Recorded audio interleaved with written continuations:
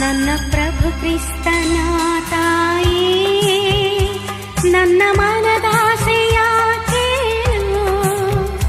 ನಿನ್ನ ನೆರವಿಲ್ಲದೆ, ನಿನ್ನ ಒಲವಿಲ್ಲದೆ ನನ್ನ ಬದುಕೆಲ್ಲಿದೆ ಹೇಳು.